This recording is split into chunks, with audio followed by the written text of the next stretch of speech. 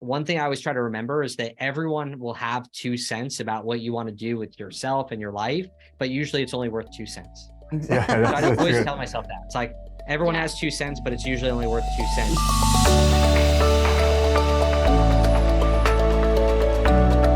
Welcome to the Couplepreneur Life podcast. We're so glad you're here. In today's episode, we have Nicholas and Amanda Bayerle joining us. Yep, a truly dynamic couple. They founded the Men's Kingdom Brotherhood. That's the King's Brotherhood. All right, yes. that works with men. Cool stuff there. Let's just get them on board here and let's learn more. All right, here they are, Nicholas and Amanda. How you guys doing?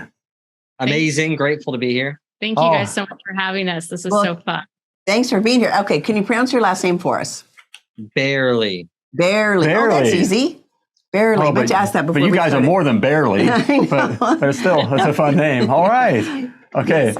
But we've been looking forward to meeting you guys. I know we were at an event and, we in passing, but, you guys are so, you guys, when you walk in the room, you guys kind of own the room and you guys are very popular. And I didn't want to feel like, I didn't want to be hanging over you, Nicholas, like I was stalking you, but, been looking forward to meeting you and so, looking forward to having you on the podcast. So thank you for being here. Yes. And vice versa as well. I appreciate you for creating a space. If it's a video side, I'm not 60 pounds overweight now, but at one point I was, and I really didn't know how to change my situation. So thank you guys for providing a platform for people to be able to access something that could shift everything forever in one moment. It took one simple thing that changed my life in a completely different trajectory. So we have an opportunity to do that. And thank you for creating a space for other people to enter into that transformation. Oh, that's awesome. Okay, so we want to hear about that. Yeah, well, that leads right in. Okay, that's a great segue. Right. Yeah. So I want to hear about that. Yeah, this was actually before Amanda and I met. Me and my dad had a big falling out. And I would assume you guys are the relationship experts. We're talking about our particular experience, yet you guys are the ones, right? So for us, at that point, I had a bad father wound where my dad had told me I would never be the best in the sport that I thought I was destined to be the best at. So it absolutely crushed me. I literally avoided my dad. My parents were split up. So I lived with my mother. And at the time, I just avoided my dad, gained 60 pounds, dropped from a 3.3, 3.4 GPA to a 1.8. I only graduated high school because I went to summer school every year because I lost all vision. And that's really when I recognized that one moment can change your life forever. Like people think that change is very gradual. Actually, the fact is that change happens in an instant every single time. So there's never a time throughout history in any person's life that change is gradual.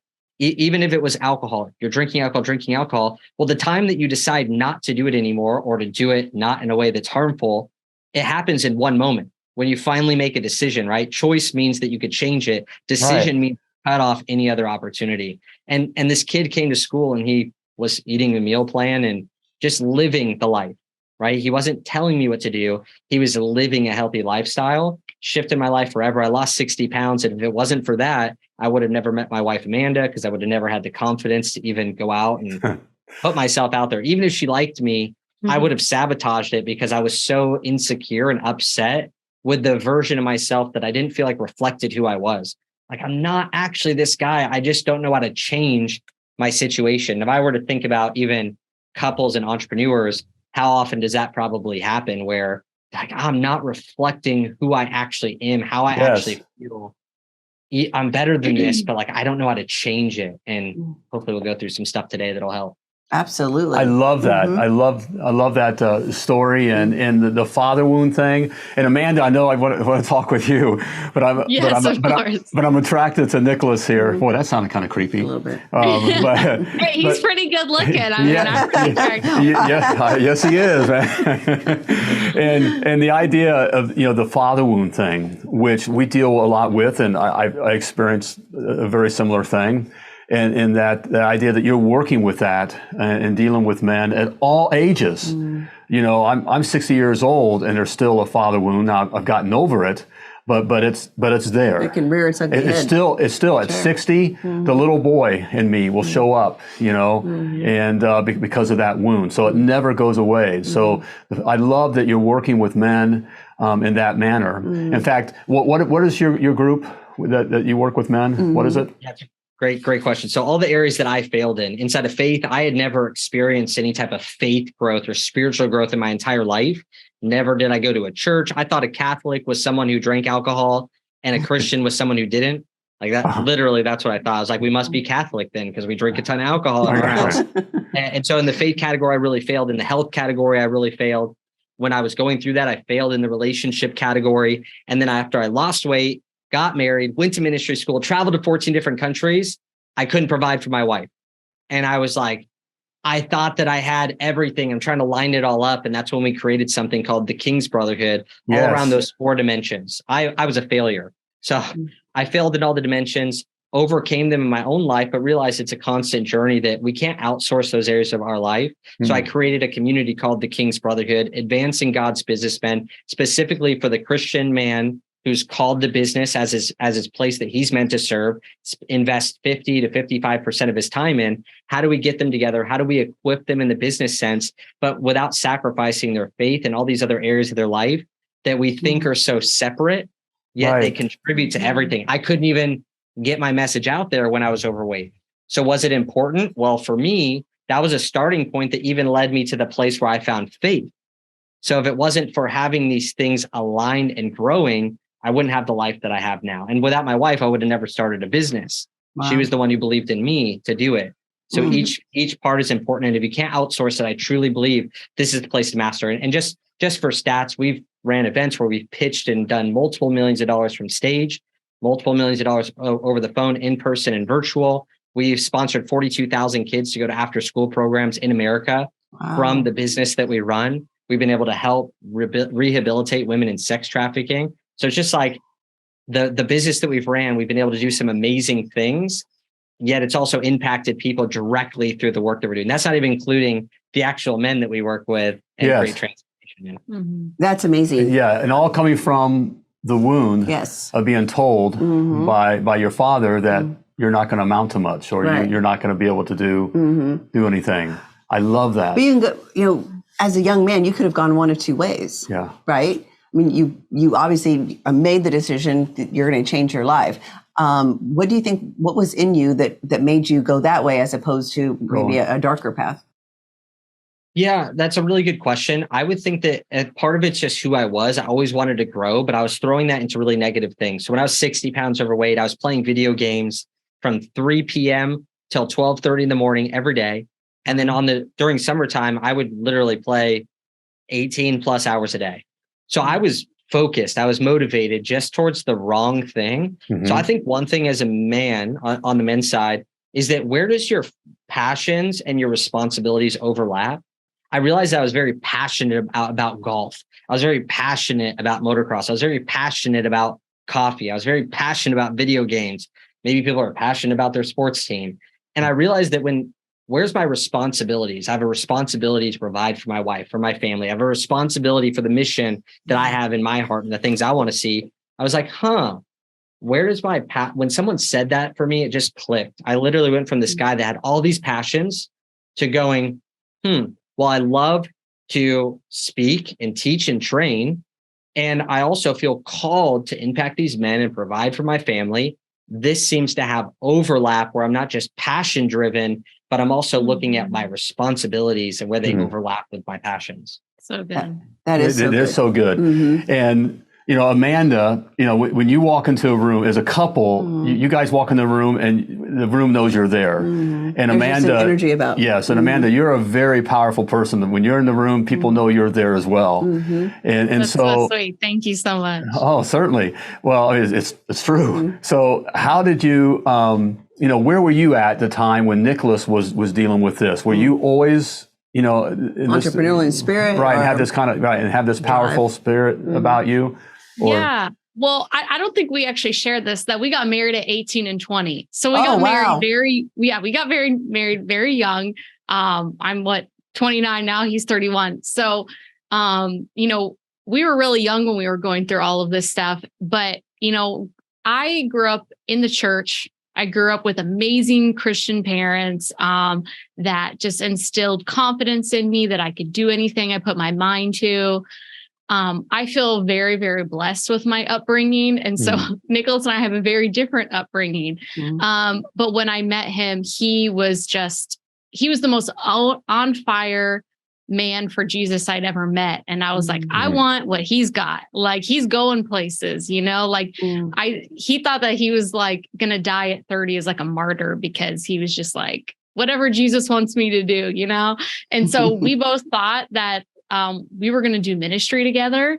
And when we got married, we were like, okay, well, we want to be together and we need to make money. And a lot of people in ministry struggle, you know, and they need a lot of support. And so we're like, okay, well, what if like we started a business and we worked together that way and we helped people in ministry, you know, that want to go to Africa and want to live in garbage dumps and stuff. And I don't want to do that, you know, and that's not your calling, right? It's not my calling. I was like, I like staying at the nice hotel, you know, the Encore, you know,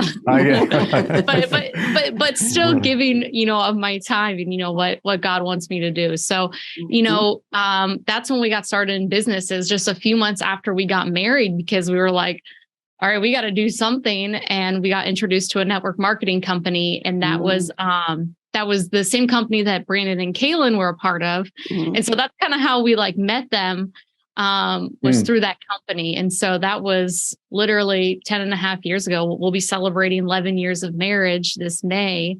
So yeah, it's been a really fun journey. And she has always been this, like, she was already speaking at churches, speaking in front of people, very confident in all those things, very attracted to the fact that we are both kind of going after a mission. Like just she was going for it. And I was recognizing, whoa, she's running really fast towards what she wants. I'm very attracted to that. Like, just, she was dreaming big. We just wanted to be friends. I was like, this is the type of person I want to be around. So I didn't even have an intention of marrying this girl. I just was like, want to be friends. And then after I met her, I was like, oh man, I want to Smart man. And now you have a Proverbs 31 wife. Yes. Right? One thing that you said, Amanda, too, as Christians, people sometimes think, well, Christians shouldn't make money. There shouldn't be a profit, right? That Christians should give and, you know, almost live poverty, right? Which isn't true, because how do or who does support the different ministries? And like you said, with your business, you guys have been able to do. You've given multi-millions. Yeah, all these things, right? Right. So that's what I love to hear, is that some people are called to the ministry or called to serve in different areas, but there's also people called that have the ability to make money that can send those people. So I love that. Well, yeah. One other thing that you had said too.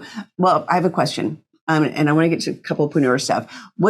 As you're working with men, Nicholas, what do you think the biggest challenge is right now for men that they're really struggling with? And that's part one. Part two, do you mostly deal with younger men your age, or is it the whole spectrum? Yeah, I would say the average guy now, since I'm married with a son, and as we've maybe raised our price point and our direction of size business, it's like our average guy in a group that we work with has a $1.2 million a year business. Some are a little bit smaller, maybe info products, higher profit. Some people are bigger and they have companies, maybe less profit, but that's like an average. So we really work with guys around my age now. Our average is probably 40, honestly. Yeah. So, but it's still not too far off, right? 35. We have some guys 60, 65. We have some guys that are mid 20s. So kind of averages in the middle. And that's the average age right now. I think the kid, like married, I attracted tons of single guys that wanted to get married. Like probably 80%, 60% of our community was always single. Now it's probably like 80+% are married. And I think it was when my son was born, it shifted my market. We only have, I like aged 10 years when my son was born. It was like, all of a sudden everyone was different. We only have 2 clients, like paying clients that aren't married. Yeah. They're in our mastermind. We have 2 guys that are not married. Wow. So that's number one. I would say the biggest thing that the guys are struggling with, and I say this because of what they get first, what causes the biggest change, right? So if I look at health, people think that it's diet and exercise or one or the other. They go, oh, it's 70% diet, this much exercise. Well, I always say, hold your breath for me and tell me how quickly you die. Like you die in like 10 minutes. So, well, like if you're like legit diver, you die in 10 minutes. For me, I die in like 2.5 minutes. But ultimately, if you hold your breath, it changes your state really, really quickly, which means that breathing is probably really important. So though it's not the only thing, if we don't have some type of format to do it correctly, our whole body can't work correctly. So does that make sense? So in the business sense or in the male sense, that form of breathing is identity. So the biggest thing that creates the fastest change inside of our community is the fact that we've created this identity of what it means to be a part of our community, a culture that you get praise for. What do you get accolades for? What do you get attention for? Right? They say babies cry for attention, men die for attention. Like when you think of military, like guys would literally lay their lives down just to be like to get this attention that they've always been looking for. And so when I look at that, identity is number one. They enter into our community, and when they invest, right, where your money is, your heart is also. They invest in the community. The first thing that creates the biggest transformation is that new identity. They go, I am now a 4-dimensional businessman. This is who I am. So because I am this, I do these things. Notice how different that is. It's like, because I am, I do. And I remember Russell Brunson, since we had talked about him before, he had once told me that he bought like a $15,000 bicycle. And you know, for him, he's not necessarily like out there in the world partying or doing these things. He's very like reserved. So he goes, I decided one day I'm going to be a biker. And I go, Russell, that's like the choppers. You're a cyclist is what you are. Like you're a cyclist. But he said, I bought the bike and I never used it. So one day he decided to go out there and he bought the spandex. He bought the tight shirt, the helmet, the water bottle, the sunglasses, the clip-in shoes. And he put on what it meant to be this cyclist or a biker in his eyes. And when he put on that identity, he just started acting. This is because I am this person, I'm going to do these things. So I would say shifting the identity and the culture that they're around, they adapt to the environment that they're in, and they'll always fall to their identity. If I give them new tactics, but they have an old identity, they're just always going to fall back into what they're used to. So that's the number one thing. Yeah, that's true. That's amazing. Clothes make the man too. I mean, it's part of that, right? You put on, you know, if you throw on your sweats and ratty t-shirt and, you know, go off, whatever, you're going to feel like that. However, if you take some time and, you know, put on something nice and your attitude just changes about who you are. You put on a different identity. Well, I love that analogy. Nicholas, when you were speaking on that, I went back, I served in the United States Navy and years ago. Okay. And I remember, you know, the thing with boot camp, we were all different men of all different shapes, sizes, colors, you know, all that kind of stuff. And we were all different. And I can remember, you know, the first 2 weeks, they don't tell you this, but your first 2 weeks of boot camp, you're still in your civilian clothes, and they're you know, and boot camp doesn't start. Your 13 weeks don't start until you actually get into your uniforms. But there's an amazing transformation that as soon as we got into our Navy uniforms, all of a sudden we were feeling like a team. Before it was just a bunch of dudes, right? And there was weird kind of frictions and getting to know, you know, all different races, all different backgrounds, you know, all that kind of stuff. But as soon as we got into the uniform, then we were Navy, you know. Same thing, putting on that identity, right? Right. Yes. So good. Okay, so I want to get into couplepreneurship. You guys have had the business or been working together. So you did a little bit of network marketing. We've always worked together. Wow. The entire time. We've never not worked together. That's amazing. So how do you guys define roles? Because that's what we hear from a lot of our clients and other couplepreneurs, that's one of the biggest things that they struggle with, defining the roles, not only in the business, but at home family, as well. Right. Yeah. You can talk about it now, but tell them about when we were failing and how our roles were all jacked. Yeah. So, you know, we had different roles in the business because I am very extroverted. I love talking to people. I thought that, what are you talking about? I do. Well, if you get Nicholas, he can talk for hours. He can talk for hours, but I'm the one that wants to go out to all of the networking events. Like Nicholas would stay home, you know? So for me, I was like the face of the company. And this is when we first got started, it was a health company. And it was just like, you know, health coaching. And, you know, I was like trying to be like a fitness model. And so I was the face of it.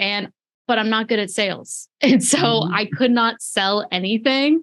And it was terrible. And Nicholas was like doing more of like the administrative stuff in the back end and just kind of supporting me.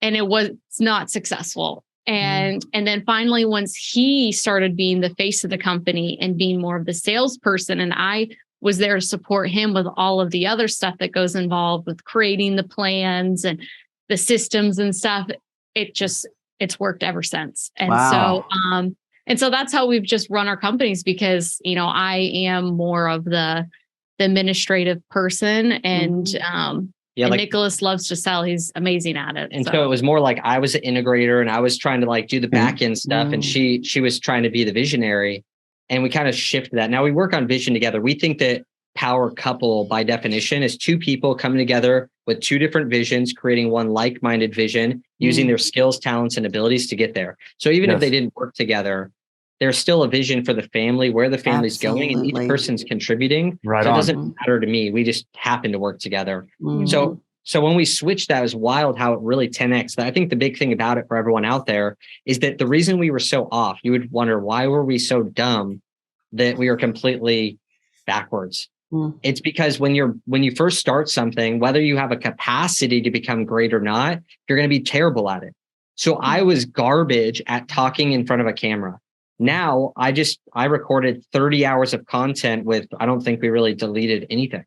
Wow. And I couldn't even rent a studio and do 3 videos in an 8-hour period. Yeah, it was really bad. Yeah, like 7 years ago. We have the videos of it, and I think we played it when we spoke at Funnel Hacking Live, of like how terrible Nicholas was on video. Like, it really is true. And so I had the capacity, but because I wasn't just naturally born gifted at it, I thought this must not be what I'm supposed to do. So I switched to the next thing, So we were both just had this really low skill set. And as we started just chipping away at it, we started realizing, okay, I have a capacity, a strength, and endurance when it comes to video content, selling. I enjoy it. So I started drifting more that way and taking on more of those roles.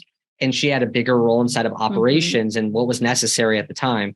Now that we've grown, it's become a little bit easier. Like we know our 5 core things that we do inside of our company. We have support in other areas that we know aren't very good. And so, like cleaning.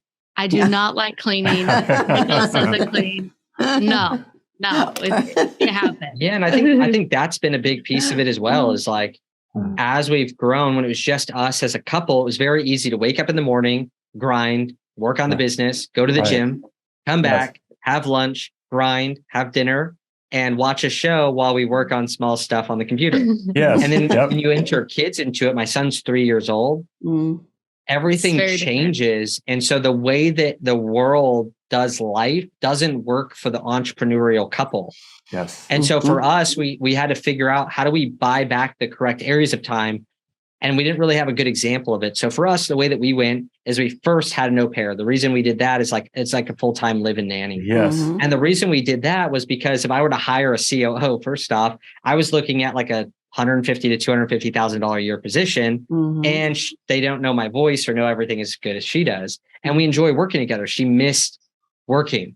And so I was like, all right, well, this will be an area where we get a little bit of support. Now, again, my biggest focus on that was, what's the things that we do that doesn't make us really connect with my son? So though I can make him clean dishes with us when he's 1.5 or 2, me cleaning the dishes and turning on a show or making him go play by himself is not building my deeper bond. So I'm okay with, hey, even if they do that, so I could spend time with him, that's still going to be a win to me. Yes. And we're able to leverage that time so she was able to work. Also, now I've hired an executive assistant to both of us that's now allowed her to take off some of the workload so that we could balance that out more, because we felt, okay, we're outsourced and leveraged with helping with our son, but I don't want to spend that much time away from him, and neither does she.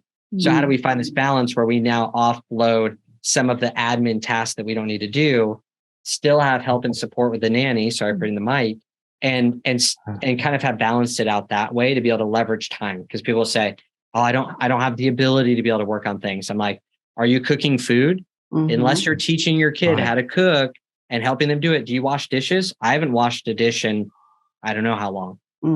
That is so. Neither has she. So by the way, I'm not making fun of it either. No, and that is so powerful and so wise that you've discovered that at such a young age. And we say that because that's what we work with our clients and couplepreneurs. That's one of the hardest things to get over, especially when we come from working class. It's like, well, of course I do the dishes and I mow the lawn. Right. But I change my own oil. I do those kinds of things. In fact, it's almost a badge of honor. But look what you're giving. You're giving that time up from building the time relationship with your children as well as You come from plumbing now. So like, most businesses, they grow until they don't.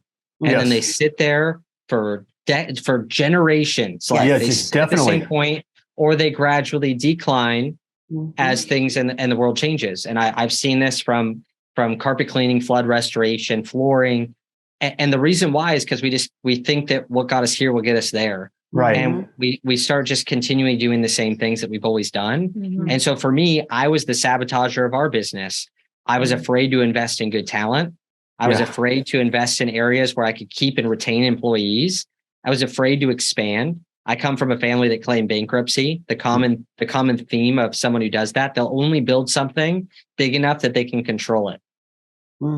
That's what normally happens. So I had to fight against that. And so for us, like, we hired great mentors. One of my mentors you're having on the show, Brandon Poulin, we hired him as a consultant, as someone to come in and say, hey, this is an area where I'm struggling in. And he had me start bringing on team members at twice the investment. That'd be so scary. Yet our company has grown because of it, because I'm no longer the sabotager, putting excess pressure on someone with low talent, not being paid enough. I finally did the right thing. And so it's tough to get past that. I've had to break through the walls as well. Believe me, that's why people should hire you guys and work with people like you, right? Like, hands down, cheapest thing they'll ever do. Yes. One small mistake is so much more costly, especially for an entrepreneur.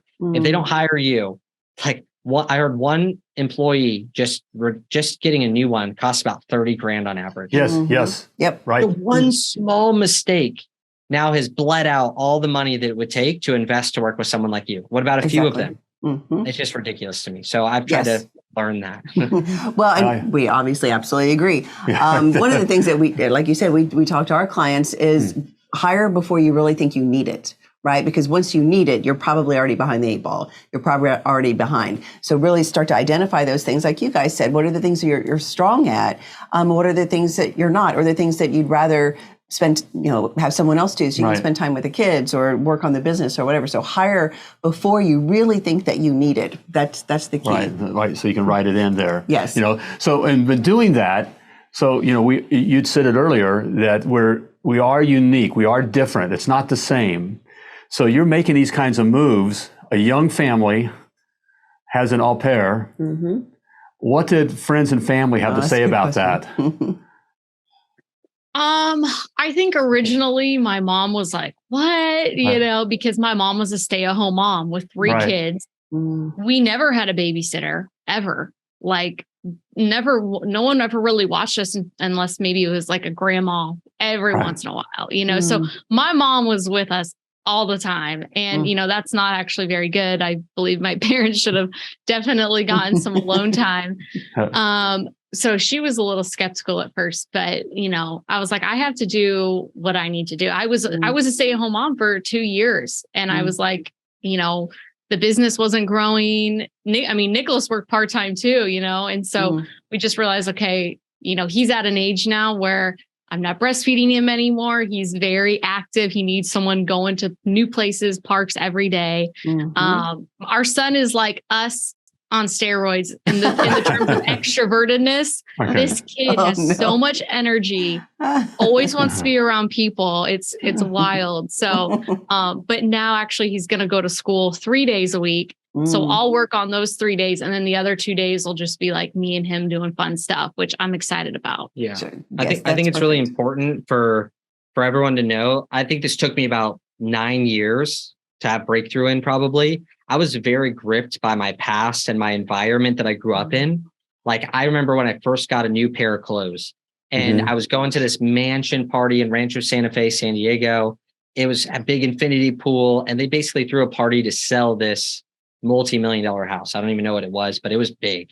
At the time, I showed up there and I got new clothes, and I was so embarrassed to put them on before I got closer to the party, because I was scared that someone from my city was going to see me in loafers with a blazer. And I was so freaked out to be judged, because the best shoes you could wear growing up were the shoes that you could wear to dinner and work in. Like, that was the shirt that you could wear for both. It wasn't, if you stood out, I just thought I was going to be so judged.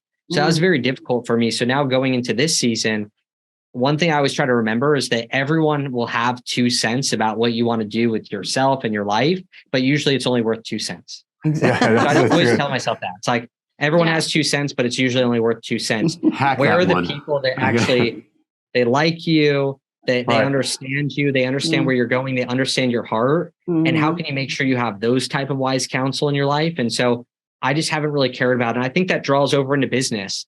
I think too often I failed even in our first health company because I was more so trying to communicate and get respect from the people in the industry that I was competing with. So I was like, I want to make sure that I look good. So I'm going to talk about all this technical stuff that would make them impress.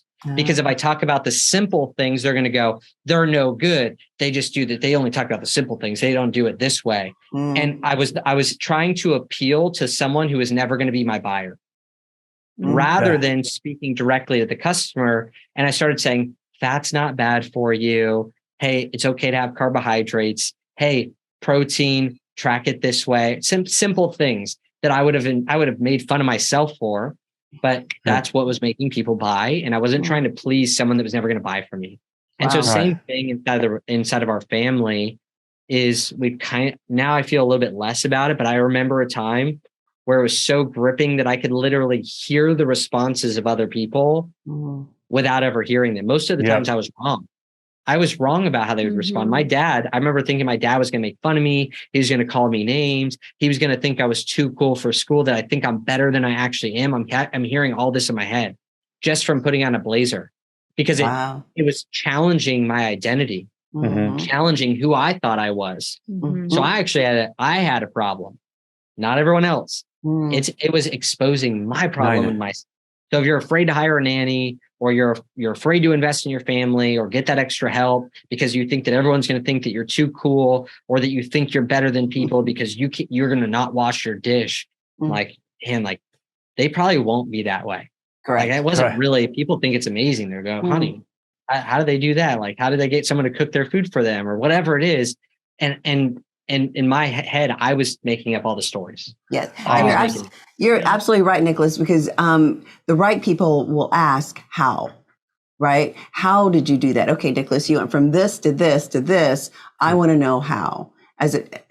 We talk to our clients about this all the time as their plumbing business starts to grow, and the people that they've typically hung around with, in the beginning may make fun of them going, you're starting your own cute little business or whatever, until they get really successful. And so they start having lots of employees till they sell their business for multi-millions of dollars. Then all of a sudden the same people come back and go, okay, I want to know how. So it's having that example to other people around you. Right. Yeah. And we definitely had a lot of like family members be like, why are you guys getting married so young at 18 and 20? They thought my parents were crazy, for letting me get married so young to a guy who never went to college, doesn't have a job, doesn't have like any money, but I think like we have a saying, we have the Bible verse in our house say, as for me and my house, we will serve the Lord. We have the same one. When you are so clear on what God wants for you, it doesn't matter what anyone thinks, you're going to be blessed in it, because it's what God wants you to do. And so, absolutely. We got married super young, and those family members that were, skeptical, it's like, hey, 11 years later, we're still here and we're thriving, and changing people's lives, right? That's what's amazing to me at such a young age. Love that. Okay. So you guys are together all the time for the most part, right? You're together all the time, business, kid, child, one child. How do you break the monotony? What do you guys do as couplepreneurs to kind of break the monotony and keep things fresh, keep the passion, the unity, adventure that we call it, right? Yes. Yeah. What do you want to go? Well, what are we doing today? I just say so much. I'm like, oh my goodness, I don't want to. No. I also want to point out that doesn't mean that like everything in our life is perfect, or even like our house, right? Like we have conflict all the time. We're really big at going like through it right there. And I don't even know if I can recall a time that we would go a day without resolving conflict and connecting. It was a big thing since we got married. We had also great premarital counselors, great mentors when we were getting married. So those were very helpful. But I even think like and both of us neglect a lot of things that don't really matter. Like I have a fence in my backyard that's still broken, that broke like 4 months ago, 5 months ago, maybe more. Here's an even worse one. My license is expired as we speak right now. Because I was so focused on building the business. I needed someone to, and you can't outsource that. That's the thing. You can't outsource getting your driver's license. I have a Ram TRX that currently has no license plate and is not registered in California in Texas right now. And I got pulled over yesterday by a cop. And I told them, I go, thank you for doing your job. Like, I know that is not okay. I just have built my life in a level of priorities in our life that, if my son leaves his toys out, I'm not freaking out that that's the highest priority in my life.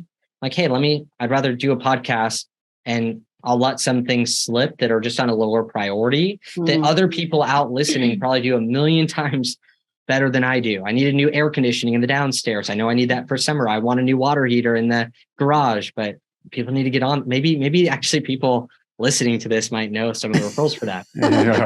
Yet these are the things I'm now handing over to my executive assistant, but it's very difficult. So some of the things we do to break the monotony, first off is the couples alignment that we do is really important. We're constantly writing out every day what we're doing, what our goals are, and then talking together about what we are doing that day and what new things we're doing to push to that couple goal. Like, what's our goal together as a family, not just the business goal, but how are we contributing to that? And like today, we've spent all day on Friday for basically our Valentine's Day, the whole time up to this, spending time together, going to different stores and places. We ate breakfast together. We went out to coffee together. And so we do a routine date night on Thursday nights as well. We're going to leave from here. We're going to have a spot downtown. We're going to go to dinner together. We're just going to explore new things. We're going to Malaysia and Singapore together as a family for 3 weeks in a week and a half. Never been. Super freaky. Yeah. And so we just have things that we put on the calendar that we can look forward to as a family that gets us through what would be called maybe monotony, like just the normal routine. So we're always like, oh, we can sprint to this fun thing that we're going to do. Even if we go to Waco and go to the surf park and it's like very inexpensive, very low production, nothing special, but we're like, oh, we get to go do this together. And I think that's a good thing to protect too, is the language, right? It's like, I need to I get to I'm blessed to. Yes. And if you can shift the languaging, that's something I've been very impressed with Amanda, and maybe she's inspired me, is that I hear a lot of couples and they'll either demean themselves, be like, she's going to divorce me if I do this, and they talk this way, or they'll talk about negative things about their spouse with other people.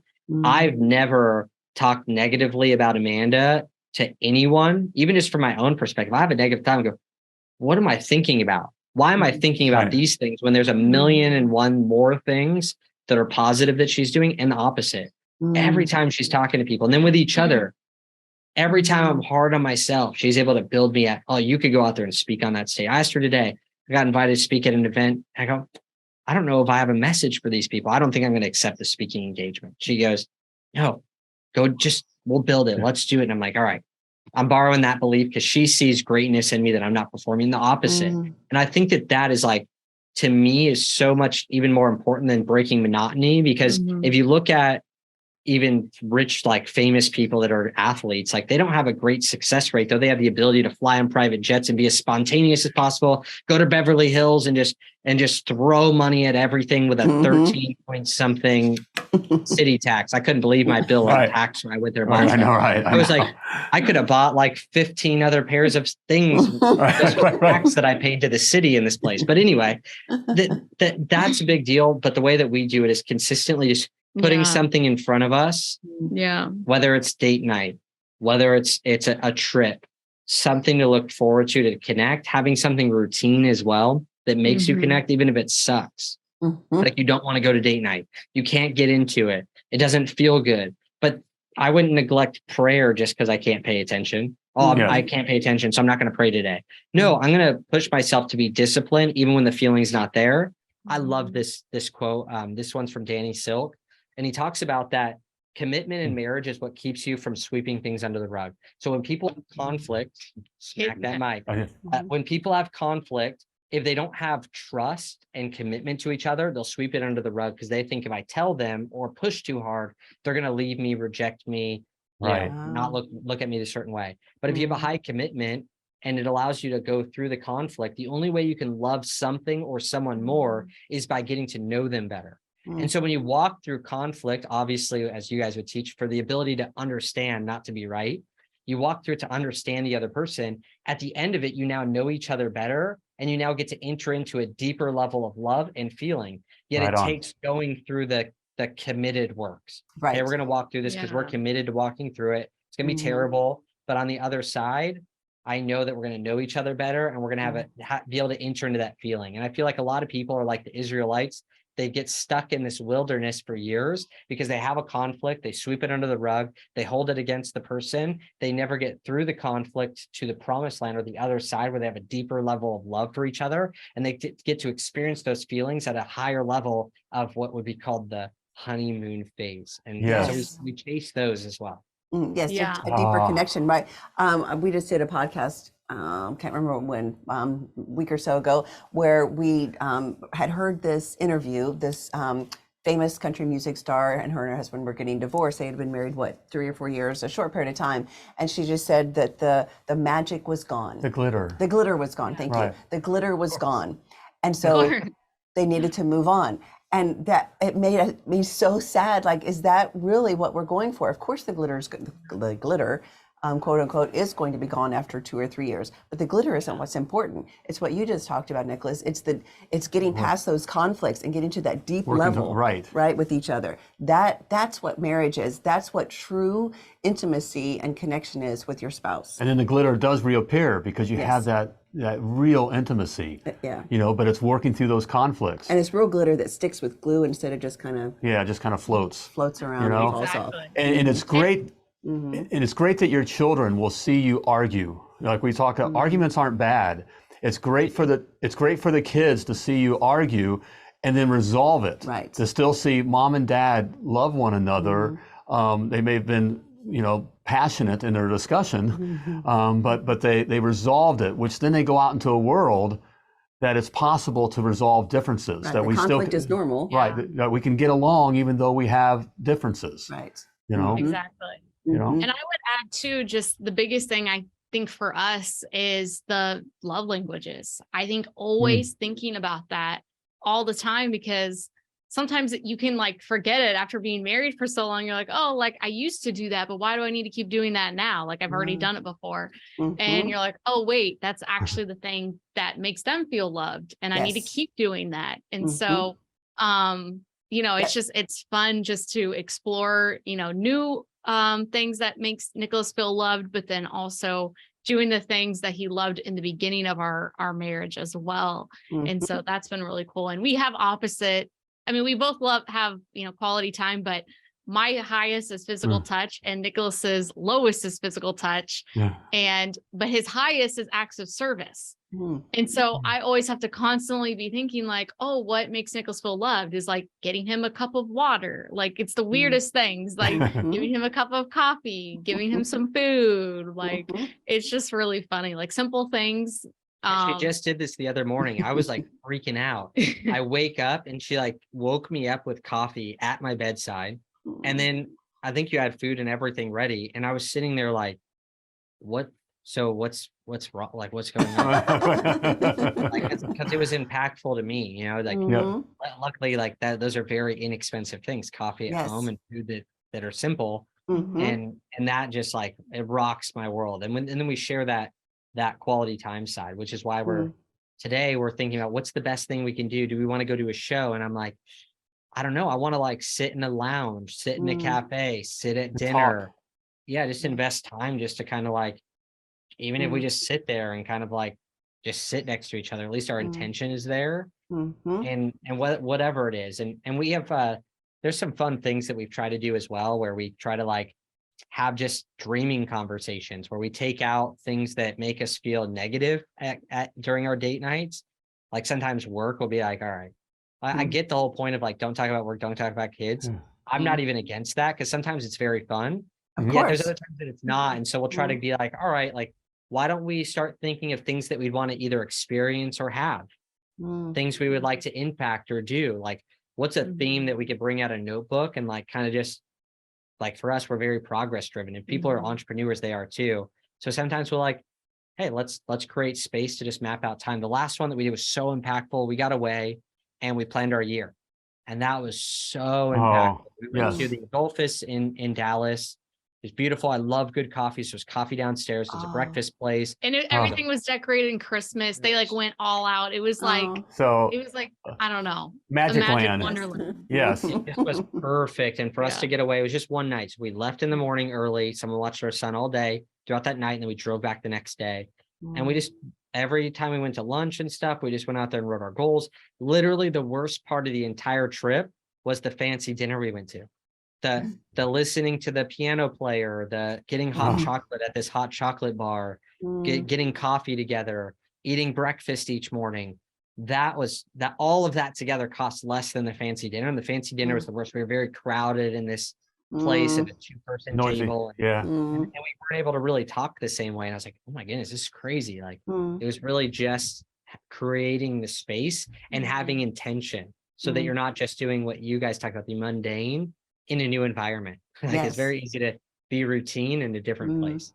Yes. And I'm glad you guys brought up the love language because most people know the 5 Love Languages, the book by Gary Chapman. If you don't know it, go get it. And you and your spouse, take the test together, read the book, because it is life-changing. It changed our marriage for sure. But once you know it, you guys, you're right. You have to then be intentional. Sometimes it may wane a little bit, but you have to go back to what is it that makes your spouse feel loved, right? I can all day cook him dinner and fold his socks and do all the things, but his love language is words of affirmation. None of those other things mean anything to him. But if I tell him, boy, sweetheart, you did a great job honey, you did a good job at the podcast today, or you're a good man, you're a good father, that off the charts. He feels complete love from me. So, and you're intentional about it too, because Laura, her lowest love language is words of affirmation. Oh yeah. So you could tell her what I tell. You're sweetheart. You're a beautiful woman. You're hot. What is like blah smart, blah blah blah blah blah. All that. And so for her, when she first started doing that, she actually would choke on the words. You're a wonderful. Whatever. So, and now it's second nature for her. But I practiced. But you I became intentional. About it for sure. Yeah. So and you do a very good job. Much better. Nothing doesn't get caught in my throat anymore. So, okay, well, we are going to head over to the club area to ask some more questions, do a lightning round with this lovely young couple here. I know. So fun. So Nicholas wise. I know. 30? What is that? I don't know. Just anything. They're super young. Again, I wish we were. 21. Well, we always say 60 is the new 40. Yes. So there's that. We've decided. So anyway, guys, thanks so much for being on the show. We really do appreciate it. And we're going to head over to the club member. But before we do, for these listeners or viewers, Nicholas, how if they want to get in touch or learn more, if the men want to learn more about your program, how can they do that?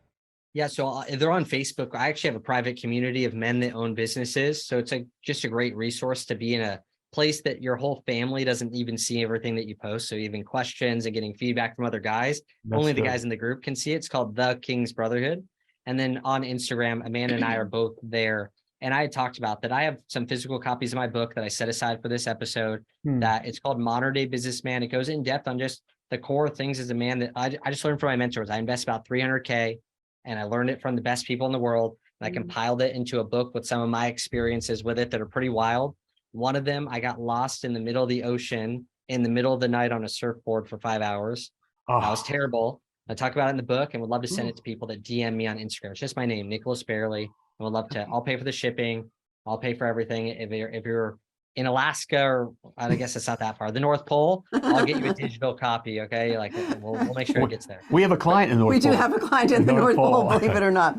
They do plumbing in the North Pole. And I'm going to DM you for that book as well. So thank you for that. Thank you for that offer. So guys, you heard that. Thank you for the generosity. Yes, and we'll have a link in our show notes as well. So again, guys, thanks so much for being on the podcast. We really appreciate it. Thanks for having us.